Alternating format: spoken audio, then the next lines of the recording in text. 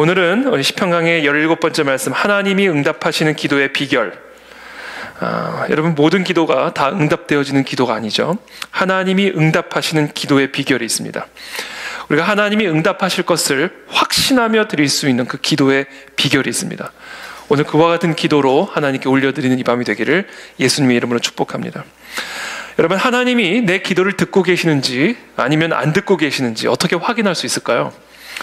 하나님이 오늘 나의 기도를 들으시고 응답하실 것인지 아니면 응답하지 않으실지를 우리는 어떻게 확인할 수 있을까요?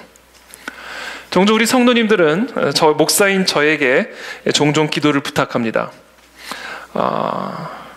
목사님, 이런 기도의 제목을 가지고 기도해 주십시오. 다양한 기도의 제목을 부탁을 받습니다. 우리는 왜 하나님이 어떤 특정한 사람의 기도를 더 다 잘 들어주실 것이라고 생각할까요? 우리 성도님들이 저에게 기도를 부탁할 때는 그래도 제가 목사니까 목사의 기도가 조금 더 응답이 잘 되지 않을까 라는 기대를 가지고 저에게 기도를 부탁하는 것이라고 생각이 되어집니다. 우리는 왜 하나님이 어떤 특정한 사람의 기도를 더 잘 들어주실 것이라고 기대를 하고 그래서 그분에게 기도의 부탁을 드리는 걸까요? 또는 그분에게 기도를 받기를 원하는 것일까요?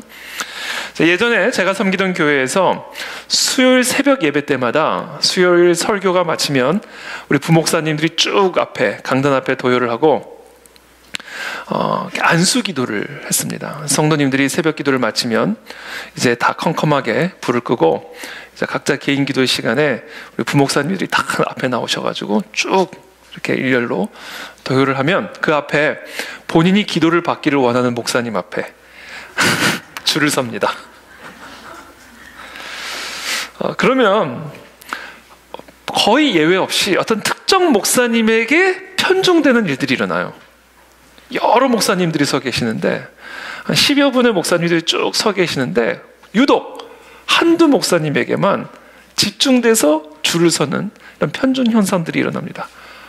아니, 옆에는 한두 사람밖에 서 있지 않아서 금방 기도를 받을 수 있음에도 불구하고 한참 기다려야 하는 특정 목사님들 앞에만 이렇게 줄을 서는 그런 현상들을 보게 됐어요. 그래서 어떤 날은 어떤 경우가 있었냐면 한 목사님이 기도를 해주시는데 그날 성도님이 쓰러졌어요. 기도를 받고. 그리고 그 다음 주에는 그 목사님 앞에 줄을 쫙 서면 쓰러져 보겠다고.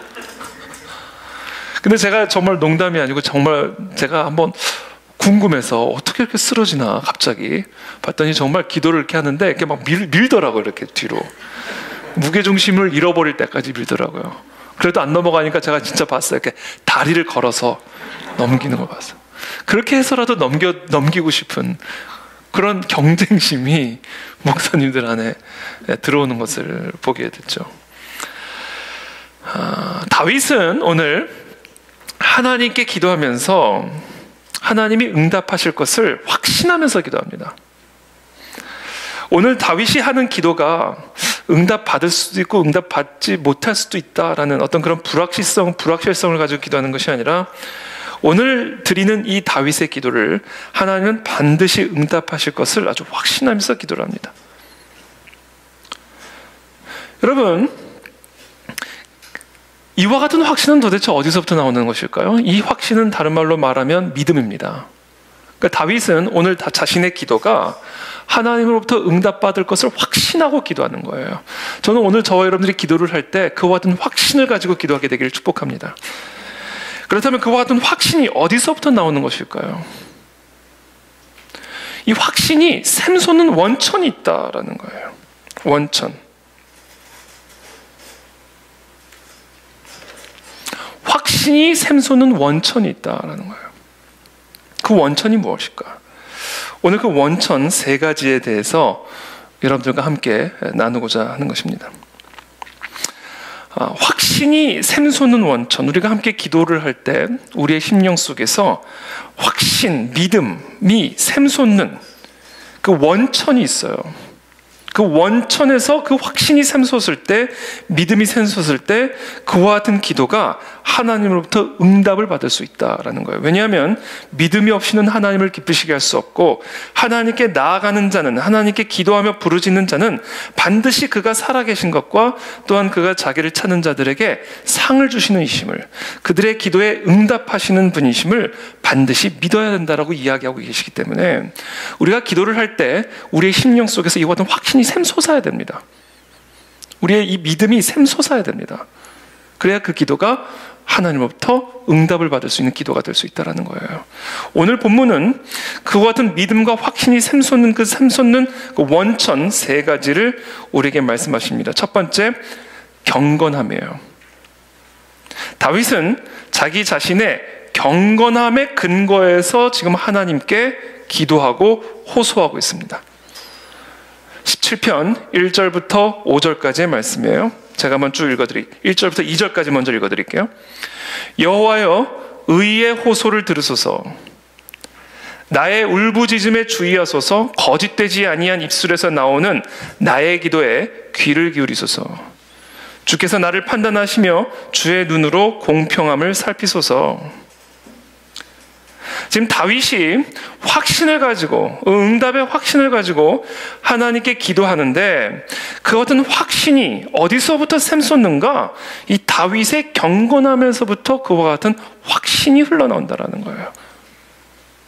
저와 여러분들의 삶이 하나님 보시기에 의로울 때, 거룩할 때, 경건할 때, 그 경건함으로부터 오늘 나의 기도를 응답하실 것이다라는 확신과 믿음이 샘솟게 된다는 겁니다. 그러므로 우리의 기도는 언제나 반드시 우리의 경건함에 뿌리를 두고 있어야 돼요. 경건함으로부터 부르짖는 부르짖음이 되어야 됩니다. 그때 우리는 하나님이 오늘 나의 기도를 들으시고 응답하실 것이라는 확신을 가지고 기도할 수가 있게 됩니다. 1절에 보면 여호와여, 의의 호소를 들으소서. 지금 다윗은 하나님에게 불의를 행해 주실 것을 요구하고 있지 않아요. 의로운 일을 하시도록 요구하고 있는 겁니다. 우리가 하나님께 기도할 때 반드시 확인해야 할 것이 무엇이냐면, 지금 우리가 무엇을 구하고 있는지를 점검할 필요가 있습니다. 내가 요구하고 있는 것이, 내가 구하고 있는 것이 혹시 다른 누군가에게는 불공정한 피해를 주는 기도는 아닌가? 지금 혹시 나는 하나님의 성품에 반하는 그와 같은 기도를, 그와 같은 소원을 요구하고 있는 것은 아닌가? 지금 내가 하나님께 올려드리는 나의 이 기도가 나의 분노로부터 말미암은 기도, 또는 나의 이기심이나 질투심으로부터 나오는 기도는 아닌가?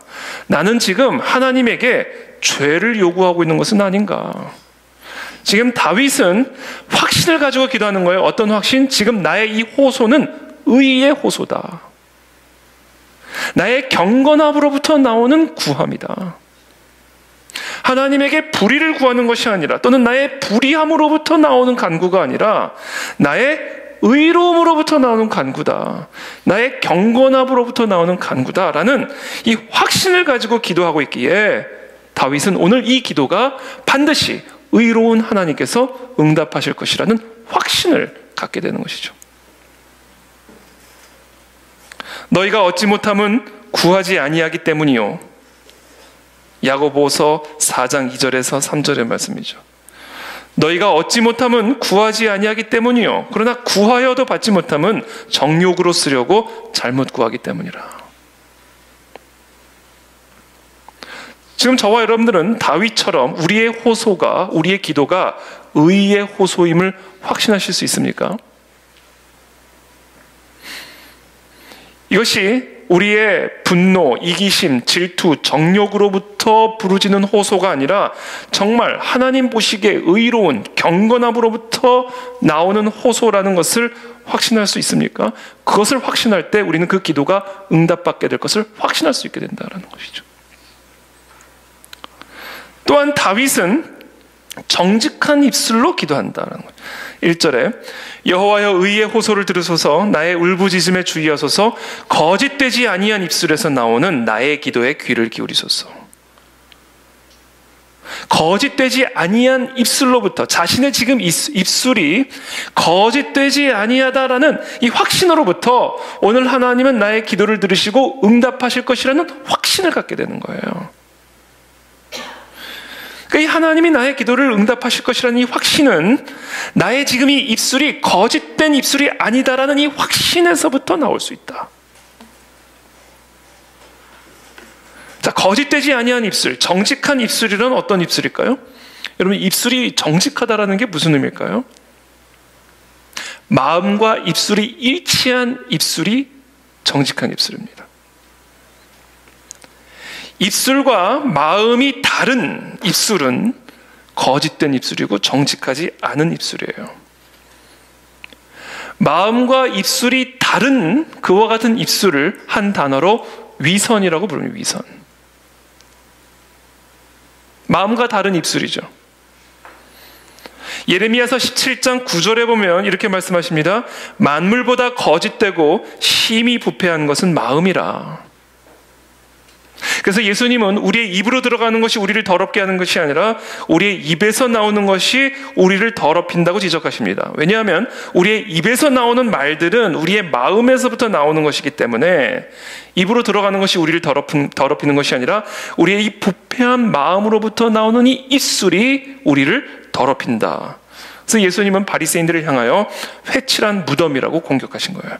무덤인데 겉은 회칠을 해서 깨끗해 보이죠. 그러나 속은 썩은 시체와 썩은 시체의 냄새가 진동하는 그런 무덤. 이것이 바로 거짓된 입술의 모습이에요.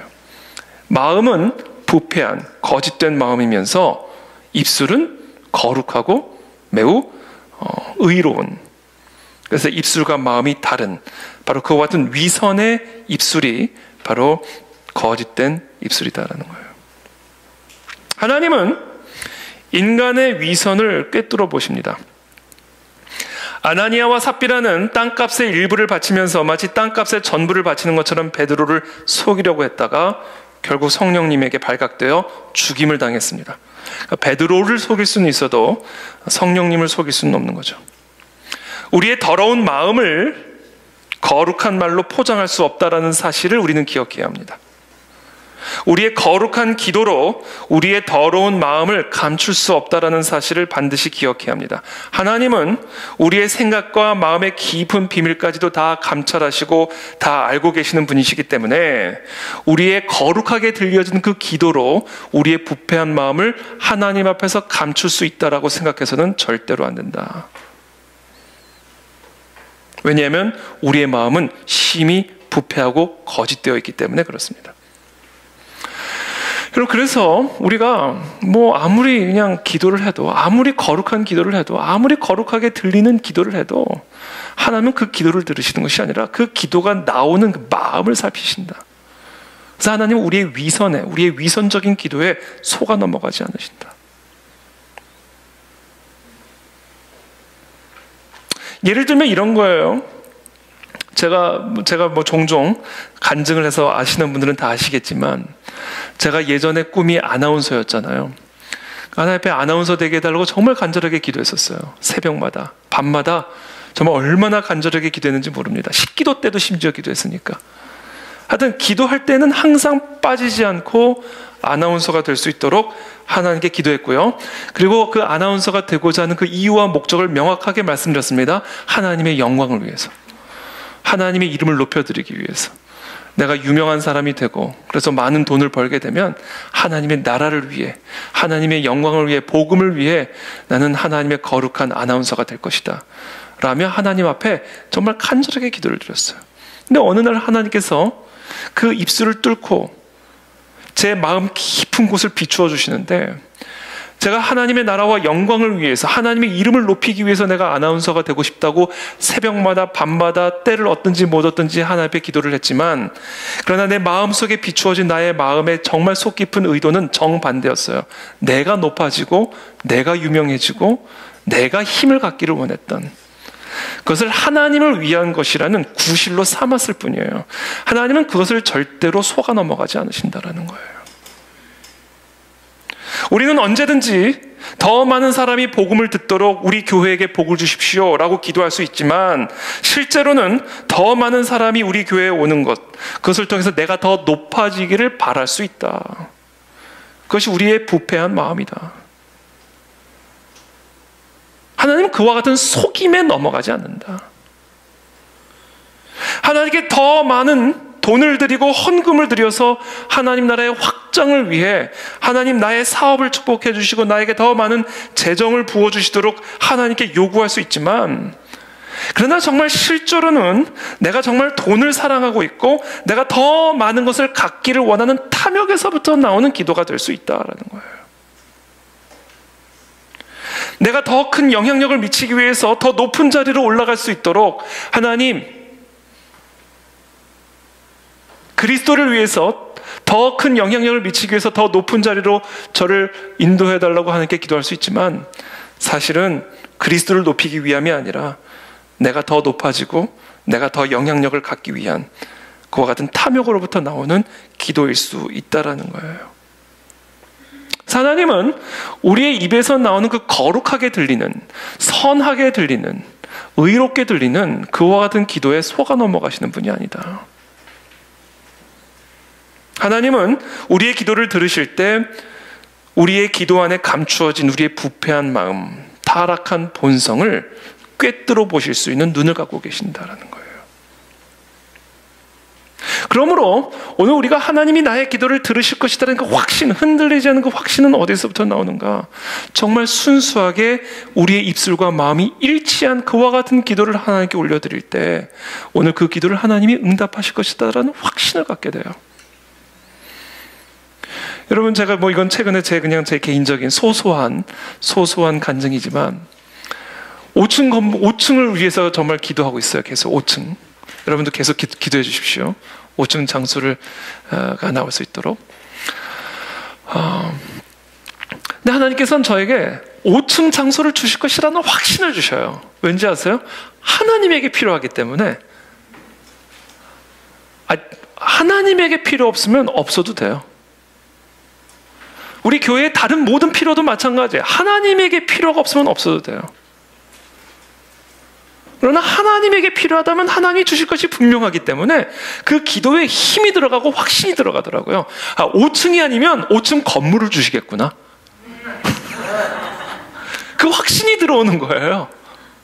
확신이. 왜? 하나님에게 필요하면요, 5층이 아니라 5층 건물도 아니라 50층 건물도 주실 수 있는 분이 하나님이세요. 그러니까 내 마음과 입술이 일치만 한다면, 이것이 정말 순수하게 나를 위한 게 아니라 또는 우리의 교회를 위한 게 아니라 하나님을 위한 것이다, 하나님의 이름을 위한 것이다, 하나님의 영광을 위한 것이다 라는 그 확신이 내 입술과 마음이 일치만 하면요, 거기서부터 하나님이 나의 기도를 들으실 것이다 라는 확신이 나와요. 아니면 내가 기도하고 구하는 것보다 더 큰 것을 주실 것이다 라는 확신을 갖게 되는 것이죠.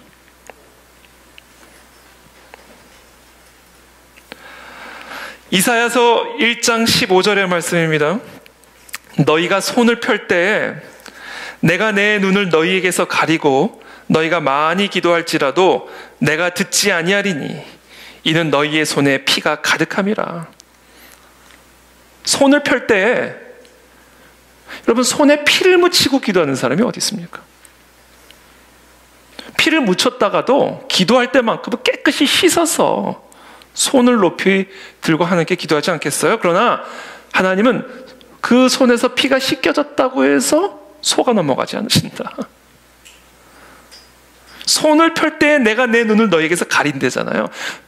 손에 피를 묻히고 기도할 사람은 없어요. 그러나 하나님은 그 피가 보이는 거예요. 하나님의 눈에는. 그래서 너희가 아무리 기도할지라도 내가 듣지 않을 텐데, 그 이유는 네 손에 피가 가득하기 때문이다. 하나님의 눈에는 보이는 거예요.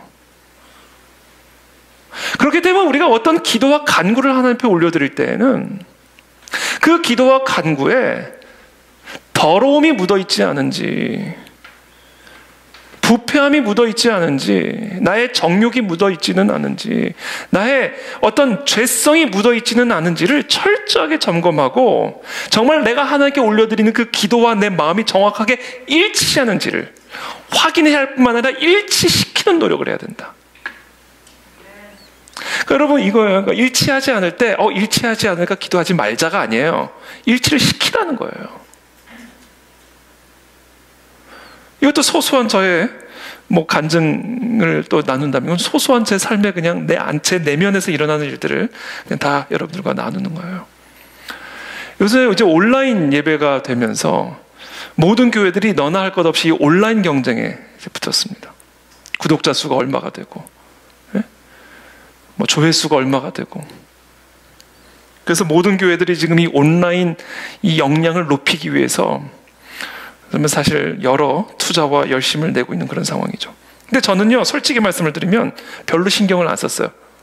왜냐하면 그게 괜히 나를 드러내고 또 우리의 교회를 드러내는 일이 될까봐 그 부분에 대해서 사실은 그렇게 힘을 내지 않았어요. 어느 정도 수준이냐면 우리 성도들 불편하지 않을 정도. 성도들. 우리 성도님들이 보기에 또는 우리 성도님들이 온라인으로 예배에 참여하기에 불편하지 않을 정도로만 사실은 신경을 썼지, 저 다른 나라에 있는 사람이 우리 교회 예배 보는 것까지 거기 어떻게 해서든지 보게 하고 어떻게 해서든지 구독자 수를 늘려가지고 어떻게 해서든지 더 많은 사람들이 보게 하려고 그렇게까지 제가 노력하지 않았어요. 왜냐하면 제 마음에 그런 어떤 나를 높이고 우리의 교회를 드러내 홍보하려고 하는 그런 마음의 행여나 생겨날까봐 그것을 원천적으로 차단하기 위해서 그 부분에서 되게 조심스러웠어요. 사실은 온라인 사역에 대해서. 그런데 어느 순간부터 제가 마음을 좀 바꿨어요. 정말 한 사람이라도 오늘 설교되어진 이 설교의 말씀을 통해서 변화되어 줄 수 있다면 그 한 사람에게라도 이 설교가 전달되어질 수 있도록 힘을 쓰는 것이 하나님의 영광을 위한 것이구나. 나의 이름을 높이고 우리의 교회를 드러내기 위함이 아니라 정말 하나님의 말씀이 한 사람에게라도 더 전달되기 위한 그런 순수한 열정을 가지고 이 온라인 사역을 한다고 한다면 이 온라인 사역은 30명이 들을 수 있는 설교를 3만 명이 들을 수 있는 설교가 되는 것이고 10명만 들을 수 있는 설교를 1000명이 들을 수 있는 설교가 되는 것이니까. 그러니까 행여나 내가 높아지는 그것을 두려워해서 그것에 신경 쓰지 않는 게 아니라 내 마음을 하나님의 영광에 더 정확하게 초점을 맞추어서 힘있게 그 사역을 해나가야 되겠구나. 그래서 하나님의 나라가 더 확장되고 한 사람이라도 더 하나님의 말씀을 들어서 그들의 삶에 거룩한 성령의 역사들이 일어나도록 중보하면서 이 사역을 해야 되겠구나 라고 제 무게중심을 바꿨어요. 그러니까 어떻게 보면 수동적인 입장에서 능동적인 입장으로 나의 타락한 죄성을 의식하여 하나님의 사역을 제안하는 것이 아니라 나의 타락한 죄성에 넘어지지 않도록 더 강력한 하나님의 나라와 영광을 위한 헌신으로 나가자. 그래서 구하자. 그래서 여러분 오늘 우리 가운데 기도할 때 여러분 담대하게 구하십시오. 재정을 구하시는 분들은 재정을 담대하게 구하세요. 승진을 구하시는 분들은 담대하게 승진을 구하세요. 그러나 단 정확하게 우리의 마음의 중심을 오직 하나님의 나라와 영광, 하나님만을 기쁘게 하는 일이라는 그 유일한 조건을 달고 담대하게 구하라는 거예요. 하나님의 영광을 위해서 필요하다면 주실 것이요, 하나님의 영광을 위해서 별로 필요하지 않다면 안 주실 것이니 그 부분에 대해서 온전하게 하나님께 맡겨드리고 우리는 먹든지 마시든지 무엇을 하든지 낮아지든지 높아지든지 부하든지 가난하든지 유명하든지 무명하든지 살든지 죽든지 오직 하나님만을 기쁘게 해드리고 하나님의 나라와 의만을 위해서 살아가는 그와 같은 정확한 헌신을 통해 담대하게 구하고 그러나 동시에 담대하게 내려놓는 그와 같은 기도로 하나님께 올려드리자. 그렇게 되면요, 기도에 사심이 없어져요. 나를 위한 기도가 아니잖아요. 하나님을 위한 기도.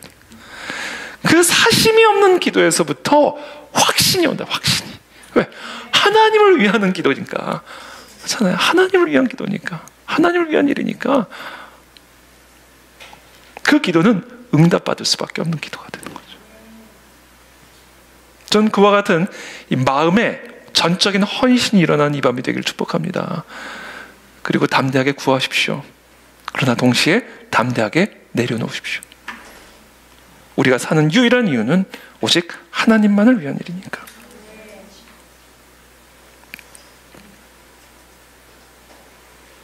그것을 위해서 우리에게 필요한 게 있어요. 점검을 받아야 돼요. 그래서 항상 우리의 마음을 점검을 받아야 됩니다.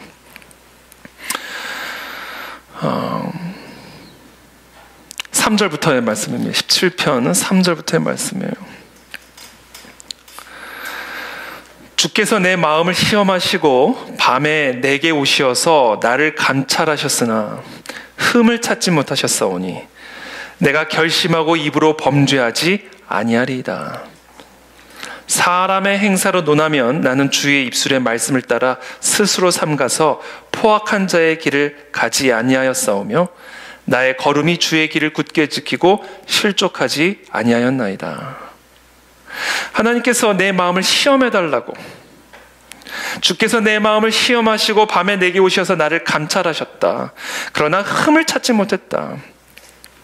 그러니까 저와 여러분들이 오늘 이 밤에 그와 같이 정직한 입술로 하나님께 기도하는, 그래서 응답의 확신을 가지고 기도하는 그 모든 기도를 위해서 하나님의 점검을 받게 되기를 바랍니다. 여기서 보시면 주께서 내 마음을 시험하시고 밤에 내게 오셨다 이렇게 얘기하시죠. 밤에 내게 오셨다. 이 밤에 내게 오셨다라는 의미는 뭐 여러 가지 의미를 은유적으로 비유적으로 담고 있지만 그것은 고요함 가운데 하나님께서 정말 내 마음을 찾아오셔서 나를 잠잠히 감찰하셨음을 의미하는 겁니다.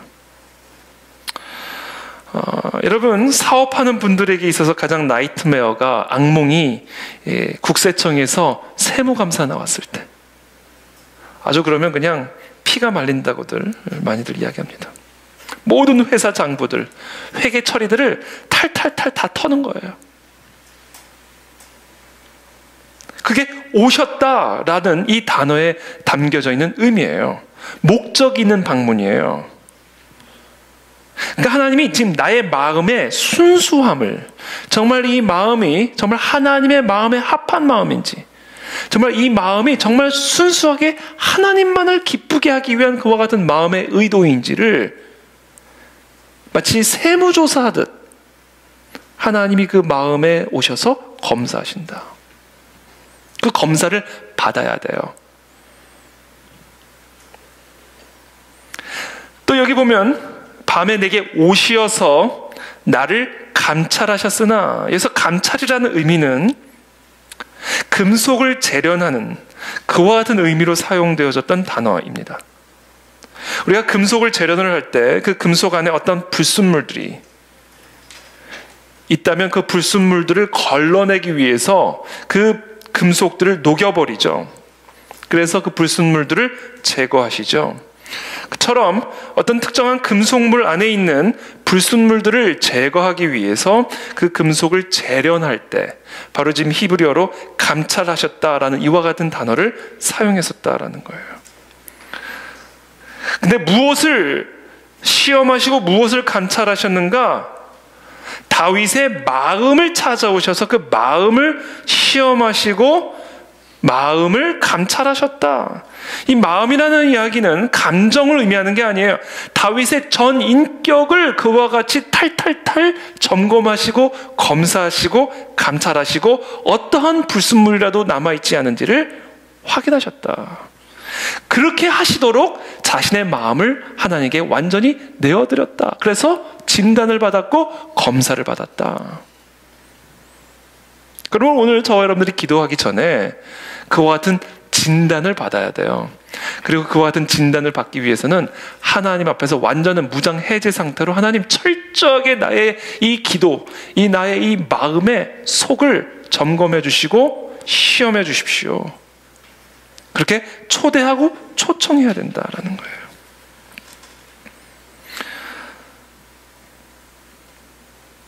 만약에 여러분 지난 한 주간 저와 여러분들의 마음에 들어왔던 모든 생각들 하나도 빠짐없이 지난 한 주간 저와 여러분들의 마음에 들어오고 나갔던 또는 남아있는 그 모든 생각들과 저와 여러분들의 입으로 행한 모든 말들을 토시 하나도 빠짐없이 다 기록해서 그것이 모든 사람들에게 공유된다라고 한번 생각해 보세요. 그와 같은 시험과 감찰을 통과했음에도 불구하고 흠을 찾지 못했다.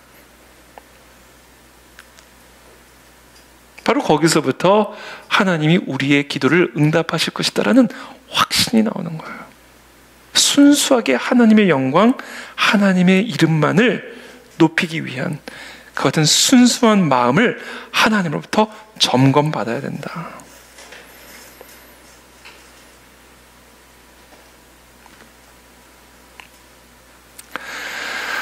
그래서 야고보서 5장 16절에 보면 의인의 간구는 역사하는 힘이 크다라고 기록하고 있는 겁니다. 의인의 간구는 역사하는 힘이 크다. 여러분, 정말 기도의 응답이 이루어지는 사람의 기도가 있어요. 근데 그 사람은 누군가? 의인의 기도예요. 의인의 기도. 그 의인은 누구인가? 이 마음의 진단을 받아 통과한 사람이에요. 그 마음의 순수성을 하나님으로부터 점검받아 통과한 사람이에요. 그 마음의 순수성이 하나님 보시기에 합한 사람이에요. 그래서 손가락 하나도 나를 위해서 행하지 아니하고 오직 하나님만을 위해서 온전하게 그 하나님만을 기쁘게 하시기 위해서 먹든지 마시든지 무슨 일을 하든지 하는 그와 같은 의인의 기도는요, 역사는 힘이 큽니다. 왜? 순수할수록 하나님의 마음에 합한 기도이고, 그래서 하나님은 하나님을 위해서 그 기도를 응답하실 수밖에 없기 때문에 그래요. 그러므로 저와 여러분들의 마음과 저와 여러분들의 모든 전 인격에 그와 같은 불순물들을 진단받으면 진단받을수록, 그래서 그것을 소멸시키면 소멸시킬수록 우리의 기도의 응답은 더욱더 확실하게 될 것이고, 우리는 더욱더 확신 있는 기도로 하나님 앞에 부르짖을 수 있다라는 겁니다. 그러면 오늘 이 밤에 그와 같은 진단을 통과하게 되길 축복합니다. 우리의 마음 속 깊은 것까지. 여러분, 검찰이 압수수색하면요, 그냥 예고 없이 불어닥치잖아요, 집에. 그러면 여러분, 안방에 속옷까지 다 털어요. 빨래통까지 다 털어버립니다. 어디에 뭐가 있는지 모르니까. 하나님이 그렇게 우리의 속사람을 털으셔서 흠 하나 나오지 않기를 기대하신다. 그렇게 우리는 날마다 하나님의 진단을 받고 점검을 받는 그와 같은 삶을 살아갈 때 우리의 기도와 간구는 역사하는 힘이 커진다라는 것이죠.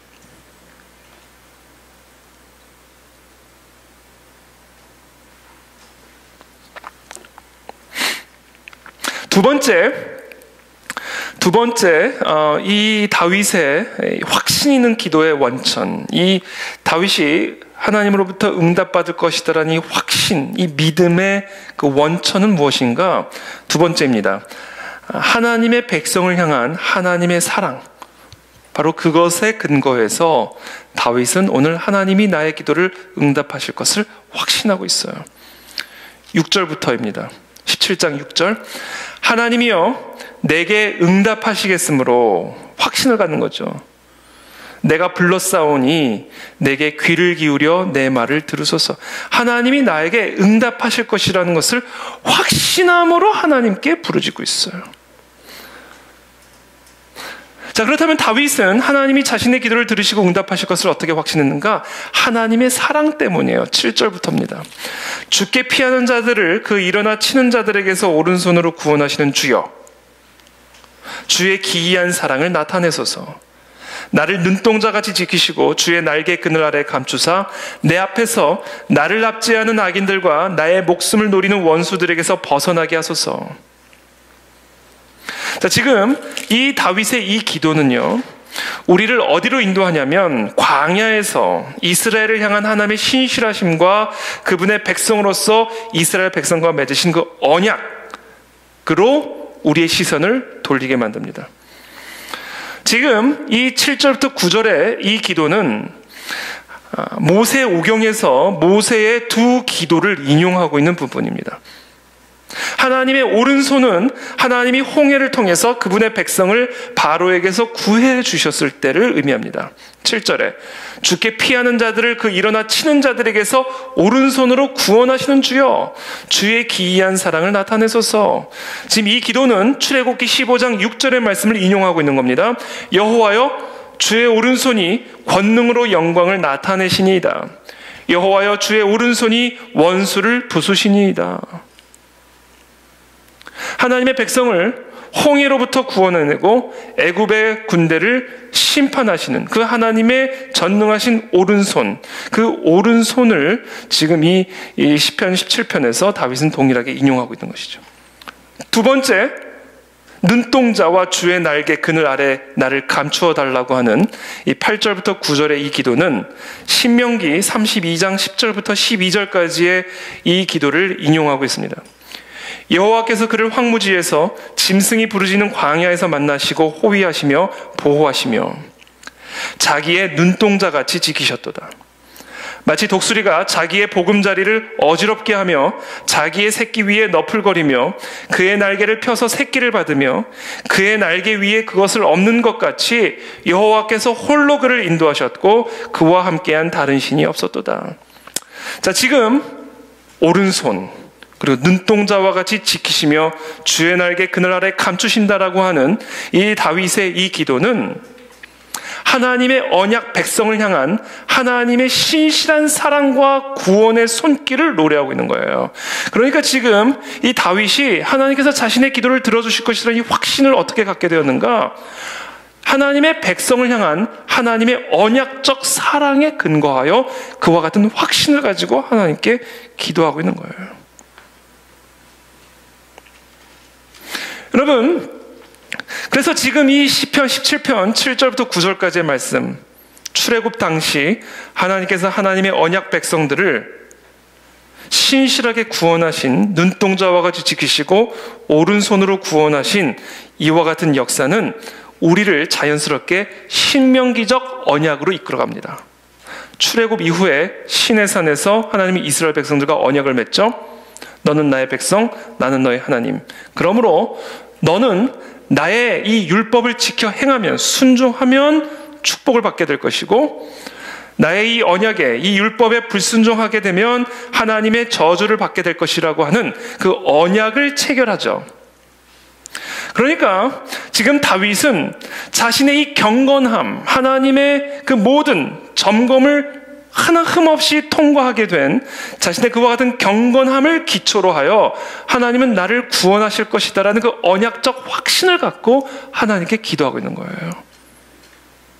여러분, 우리가 기도의 이 확신은 우리의 경건함에서부터 나오는데, 그 경건함에서부터 나오는 이유는 그 경건한 하나님의 백성을 하나님은 구원하실 것을 약속하셨기 때문이에요. 그래서 우리의 마음이 하나님 보시기에 흠 하나 없이 경건함을 유지할 때 하나님은 나의 기도를 들으실 뿐 아니라 나를 구원하시고 지키시며 오른손으로 눈동자와 같이 나를 지키실 것이다라는 확신을 가지고 하나님 앞에 기도할 수 있게 된다라는 겁니다. 세 번째, 마지막, 다윗이 오늘 하나님 앞에 확신 있는 그 기도를 드릴 수 있었던 세 번째 마지막 원천이 있습니다. 그것은 다윗의 하나님을 향한 사랑에 그 근거를 두고 있습니다. 다윗과 그를 대적하는 그 적들의 대조를 보여주고 있죠. 13절부터의 내용입니다. 여호와여, 일어나 그를 대항하여 넘어뜨리시고 주의 칼로 악인에게서 나의 영혼을 구원하소서. 그러면서 그 악인에 대해서 14절에서 이렇게 얘기합니다. 여호와여, 이 세상에 살아있는 동안 그들의 분깃을 받은 사람들에게서 주의 손으로 나를 구하소서. 그들은 주의 제물로 배를 채우고 자녀로 만족하고 그들의 남은 산업을 그들의 어린아이들에게 물려주는 자니이다. 지금 다윗은요, 다윗 자신과 자기를 공격하고 있는 대적들을 대조적으로 표현을 하고 있는데, 이 적들의 가장 중요한 특징, 다윗의 적들은 매우 세속적인 사람들이었어요. 그들의 관심은 온통 이 세상에 집중되어 있었고 세상을 사랑하는 사람이었습니다. 여호와여, 이 세상에 살아있는 동안 그들의 분깃을 받은 사람들에게서 주의 손으로 나를 구하소서. 그들은 주의 제물로 배를 채우고 자녀로 만족하고 그들의 남은 산업을 그들의 어린아이들에게 물려주는 자니이다. 세상만 사랑하고 세상의 것으로만 만족을 누리는 세속적인 사람이었어요. 그러나 반면에 다윗은 15절입니다. 나는 의로운 중에 주의 얼굴을 배우리니 깰 때에 주의 형상으로 만족하리이다. 다윗을 공격하는 이 대적들은 세속적이고 세상의 것들만으로 만족을 누리는 사람이었던 반면에 다윗은 하나님의 얼굴을 항상 구하며 주의 형상으로 만족한, 하나님의 임재로 만족을 누리는 그와 같은 사람이었다라는 거예요. 자, 지금 이 대적들이 이 땅에 속한 사람이었다라는 것은 땅을 사랑하는 사람이었다라는 것을 의미하는 거예요. 이것이 나를 더 유명하게 만들어줄까? 이것이 나에게 더 많은 이윤을 얻게 하게 할까? 이것이 이제 나에게 더 큰 힘을 줄까? 온통 이 세상의 것, 이 땅의 것에만 온통 관심을 기울이고 그것으로만 만족을 누리고 있던 사람들이 바로 이 다윗을 공격하고 대적하는 사람들이었습니다. 반면에 다윗은 주의 형상으로 만족하는 사람, 세상의 것으로, 땅의 것으로 만족을 누리는 자가 아니라 주의 형상으로, 하나님의 임재로 만족을 누리는 사람이었다라는 거예요. 여러분, 땅 위에 그 어떤 것도 우리를 만족시킬 수 없습니다. 오직 하나님만이 우리를 만족시킬 수 있습니다. 그래서 하나님만을 사랑하고 이 세상의 것을 사랑하지 아니하고 오직 하나님의 것만을 사랑하고 하나님만을 사랑할 때 우리는 하나님께서 나의 기도를 응답하시고 들으실 것이다라는 확신 속에서 하나님께 간구할 수가 있게 된다라는 것이죠. 자, 그러나 오늘 결론입니다. 그러므로 오늘 우리에게 가르쳐준 이 기도의 원리, 경건함, 그리고 그 경건함을 우리가 가질 때 하나님께서 나의 기도를 응답하실 것이며 하나님이 우리를 위하실 것이다라는 확신을 갖게 되는 것이고, 그럴 때 비로소 우리는 하나님만을 더욱 사랑하고 하나님 외에 어떤 것에도 의존하지 아니하고 오직 하나님 외에는 아무런 소망이 없음을 기억하며 하나님만을 구하며 하나님 것으로만 만족하는 그와 같은 하나님의 사람으로 세워질 수 있다는 것입니다. 그때 우리의 기도가 응답받는 하나님의 기도가 될 것이다라는 확신 속에서 하나님 앞에 부르짖을 수가 있게 된다라는 것이죠. 그런데 제가 오늘 여러분들에게 결론으로 말씀드리고 싶은 것은, 여러분, 그와 같은 경건성을 통과할 수 있는 사람이 누가 있을까? 아무도 없다라는 것이죠. 하나님께서 우리의 마음을 압수수색하셨을 때 어떠한 흠도 발견할 수 없는 그런 의로운 사람이 누가 있을까? 그런 사람은 아무도 없죠. 그렇기 때문에 우리는 하나님의 그 언약에 따라 심판을 받을 수밖에 없는 존재이고, 그래서 우리는 이와 같은 위기와 고난 속에서 하나님의 구원을 확신할 수 없는, 믿을 수 없는 그런 존재가 될 수밖에 없는 것이 우리의 타락한 죄성이죠. 그래서 오늘 이 시편의 17편은 궁극적으로 결국은 우리의 모든 관심을 예수 그리스도에게 집중시킵니다. 15절에 보면 나는 의로운 중에 주의 얼굴을 배우리니 깰 때에 주의 형상으로 만족하리이다. 어떤 주석가는 여기서 깰 때를 부활의 때라고 이야기를 합니다. 부활할 때에 주의 형상으로 만족하리이다. 여기서 주의 형상은 누구일까요? 예수 그리스도이시죠. 이 시편 17편은 바로 예수 그리스도를 예표하고 있고 예수 그리스도를 가리키고 있고 우리의 모든 관심을, 우리의 모든 기도의 근거를 오직 유일하게 의로우신 예수 그리스도 한 분에게만 집중시키고 그분의 이름을 의지해서만 우리는 기도할 때 비로소 그 기도가 응답받을 수 있음을 오늘 우리에게 가르쳐주고 있는 것입니다. 요한일서 3장 5절에 보면 그에게는 죄가 없느니라 라고 말씀하고 계십니다. 예수님 한 분만이 죄가 없으신 온전한 완전한 의로우신 분이시죠. 그러므로 예수 그리스도의 그 기도, 예수 그리스도의 그 이름을 의지하여 기도할 때 우리는 그 예수 그리스도의 그 권세로 우리의 기도가 하나님에게 온전히 상달될 수 있고 그 예수 그리스도로 말미암는 그 의를 의지하여 기도할 때 우리는 그 그리스도의 그 응답을 우리는 받을 수가 있게 된다라는 겁니다. 히브리서 10장 19절부터 20절까지의 말씀입니다. 그러므로 형제들아 우리가 예수의 피를 힘입어 성소에 들어갈 담력을 얻었나니 그 길은 우리를 위하여 휘장 가운데로 열어놓으신 새로운 살 길이요 휘장은 곧 그의 육체니라. 예수 그리스도께서 우리를 대신하여 십자가에서 죽으심으로 말미암아 하나님께로 은혜의 보좌 앞으로 담대히 나아갈 수 있는 그 길을 열어주셨다라는 거예요.